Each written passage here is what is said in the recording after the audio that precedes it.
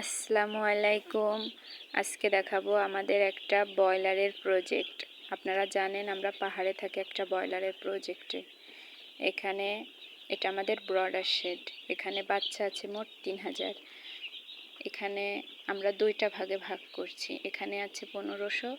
আর আমার ডান হাতে দেখাবো ওই যে পার্টিশন দেয়া, ওই পার্টিশনের ওই পাশে আছে 1500। আর এখন আমি ভুসি ঘাটতেছি। ভুসি ঘাটার কারণ যাতে ভুসিতে গ্যাস ট্যাস থাকলে সেগুলো বাড়ায় যায়। এটা আমাদের উত্তর দক্ষিণ পাশ দিয়ে শেডটা তৈরি করা। এই যে আমার সামনেরটা, এটা পূব পাশ, এটা আপনার পশ্চিম পাশ। তো আমরা এটা বর্ডার শেড সিলেক্ট করার কারণ, যখন সূর্যটা ওঠে সকালে রোদটা আমাদের বাচ্চার উপর লাগে, কারণ শীতকালে সকালে রোদটা বাচ্চার জন্য প্রয়োজন। এটার কারণে আমরা এটা বর্ডার শেড সিলেক্ট করছি। এটা পাহাড়ের নিচে আছে, আর আমাদের খামারগুলো সব পাহাড়ের উপরে শেডগুলো। তো এটা আপনার কাজী কোম্পানির বাচ্চা নিচ্ছি, খাদ্য কাজী চালায়। এখানে আছে 1500 বাচ্চা, ওই পাশে আছে 1500 বাচ্চা, মোট 3000 বাচ্চা। এটা আমাদের 2 দিনে দিছে, কারণ এখন বাচ্চার ক্রাইসিসই চলছে। কারণ সামনে রোজা, প্রথম রোজার জন্য সবাই বাচ্চা নিচ্ছে। সামনে শবে বরাত, মনে করেন সব মিলে একটা বাচ্চার ক্রাইসিসই চলছে। এখানে আছে 1500 বাচ্চা, মাশাআল্লাহ ভালো আছে। এটার বয়স আজকের 3 দিন, মর্টালিটি 2টা।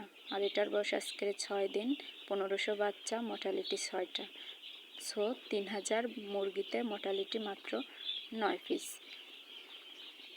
সবাই বলে কাজের বাচ্চার মান খারাপ, কাজের খাদ্যেরও মান খারাপ, কিন্তু আমরা এটা জেনে শুনেও এটা প্রথম নিচ্ছি কাজী বাচ্চা কাজীর খাদ্য।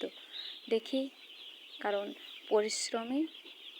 পরিশ্রম করলে আল্লাহ কখনো এটা বৃথা যেতে দেয় না। পরিশ্রমের ফল সবসময় মিষ্টি হয়। এটা আমরা পরিশ্রম করছি, দেখি বাচ্চাগুলো আল্লাহর রহমতে তো ভালোই আছে, জানি না ভবিষ্যতে কি হবে।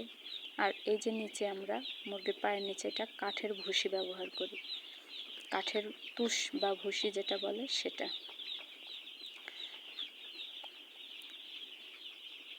না, বাচ্চাগুলো তো দেখা যাচ্ছে মাশাআল্লাহ ভালো। আর এই যে আমি এখন ভুসি ঘাটতেছি। আপনারা ভুসি ঘাটার সময় অবশ্যই পর্দাগুলো খোলা রাখবেন, যাতে ভুসির গ্যাসটা বাইরে পর্যন্ত চলে যায়। আর বাচ্চা যতই ছোট হোক, পর্দাটা অবশ্যই খোলা রাখবেন ভুসি ঘাটার সময়। অনেকে আছে শীতের কারণে পর্দা আটকাই ভুসি ঘাটে, এটা কিন্তু ঠিক না। আর দিনের বেলা যদি কুয়াশা বা বাতাস না থাকে, তাহলে আপনাদের পর্দাটা খোলা রাখাই ভালো হবে, কারণ যাতে বাচ্চাটার পর্যাপ্ত পরিমাণ অক্সিজেন পায়। আর আপনাদেরকে দেখাবো পরের ভিডিওতে যে আমরা কিভাবে বাচ্চাকে তাপ দিই, কারেন্টের লাইট বাদেও আমরা কিভাবে বাচ্চাকে তাপ দিই, সেটাও আপনাদেরকে পরের ভিডিওতে দেখাবো। তো সবাই আমাদের জন্য দোয়া করবেন, আল্লাহ যেন আমাদের সফলতার দ্বার পর্যন্ত পৌঁছে দিতে পারে। ধন্যবাদ। আর সবাই আমার চ্যানেল থেকে ঘুরে আসবেন।